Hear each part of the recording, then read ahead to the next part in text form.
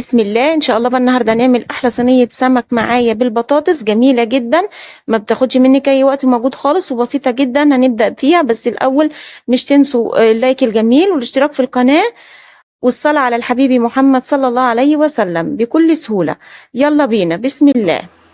بجيب عندي صينيه بحط فيها فلفل الوان مع شبت وحبيتين طماطم وحبيتين بصل وادي كمان حبيتين بطاطس شرائح، وبنزل بجميع البهارات معايا.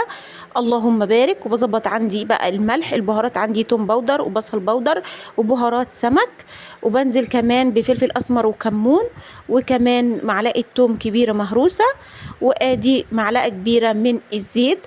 بفرك كل الخضار كده المتبل كده معايا وبفرده في الصينيه، واروح مظبطه عندي السمك بتاعي واحشي السمك بالمكونات دي كلها. اللهم بارك. تدي تطعيمه مختلفه جدا للسمك.